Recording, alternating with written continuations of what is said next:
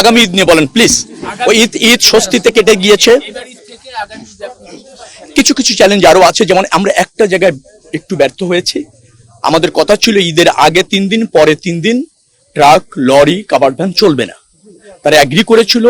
But আমরা এখানে অন্য জায়গায় সফল হলেও চিটাগাং রোডে সামান্য, আর এখান থেকে যদি ঢাকা থেকে বগুড়া, মানে আমি বলছি যমুনা সেতু হয়ে যে রাস্তাটা আছে, সেখানে আমরা এই ট্রাক, লরি এবং কাভার্ড ভ্যান নিয়ন্ত্রণটা করতে পারিনি। ব্যাপক হারে এসেছে এবং যে যান চলেছে তার প্রায় 60% ট্রাক হয়ে গিয়েছিল, যার জন্য ওখানে একটু চাপও বেশি হয়েছে।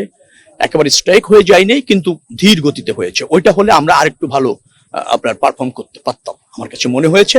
তো সেটাতে আমরা ফোকাস দিয়েছি এবং এবার এই সিদ্ধান্ত হয়েছে মন্ত্রণালয়ে যে আমরা ওই এলাকায় গিয়ে, অর্থাৎ টাঙ্গাইল, সিরাজগঞ্জ, বগুড়া, গাজীপুর, ওই এলাকার ট্রাক মালিক যারা আছেন, বাস মালিক যারা আছেন, যারা লোকাল বাসও অনেক সময় হাইওয়েতে চলে আসে, যেহেতু যাত্রীর চাহিদা আছে, হাইওয়েতে চলা ধরেন রুট পারমিটও নাই ঢাকা থেকে বগুড়া যাওয়ার, কিন্তু গাজীপুরের এক বাসে লোক নিয়ে বগুড়াতে চলে যাচ্ছে।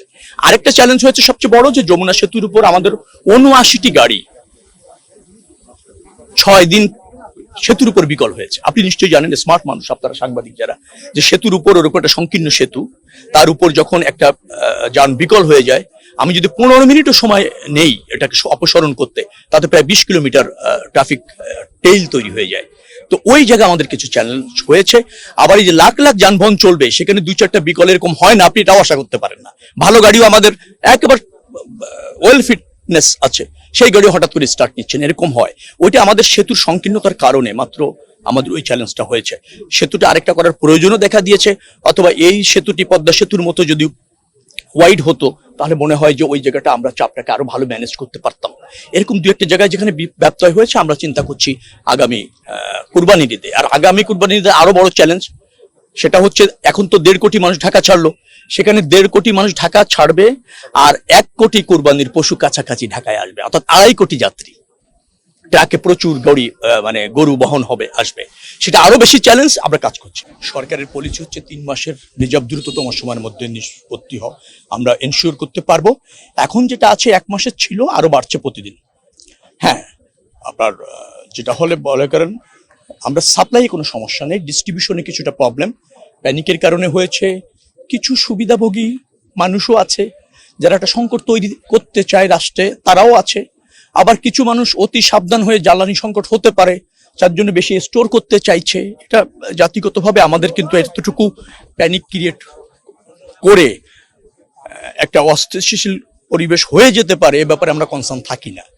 তো এইরকমের কিছু মানুষও আছে। আমি এখনো পর্যন্ত যতটুকু জানি, যদিও এটা আমার মন্ত্রণালয় নয়, আমাদের মন্ত্রণালয়ের মিটিং এর মধ্যে যখন আন্তঃমন্ত্রণালয় মিটিংগুলি হয়, ক্যাবিনেটে মিটিং হয়, আমি জ্বালানি মন্ত্রীর কথাতে আশ্বস্ত এবং নিশ্চিত যে জ্বালানি সংকট ওরকম ভাবে এখনো পর্যন্ত হওয়ার কোনো সম্ভাবনা দেখছি না। না না, আমরা একটি প্রস্তাবনা আছে বুয়েট থেকে, একটা প্রস্তাবনা আছে যে এইগুলিকে ব্যবহার উপযুক্ত করা যাওয়ার সমূহ সুযোগ আছে। সেটাকে আমরা বিবেচনায় নিয়ে একটি ট্রেনকে, একটি লোকোমোটিভকে আমরা টেস্ট পর্যায়ে দেখতে চেয়েছি যে কোন প্রক্রিয়ায় তারা এটাকে ব্যবহার উপযুক্ত করতে পারে।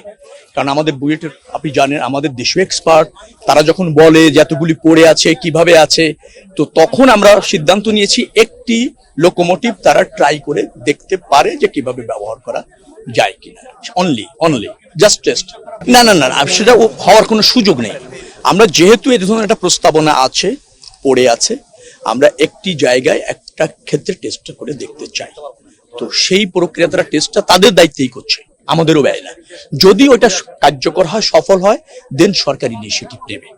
এছাড়া এই প্রকল্পে ব্যয় করার অথবা সরকারের অর্থ, জনগণের অর্থ গচ্ছা দেওয়ার কোনো ইচ্ছা সরকারের নেই।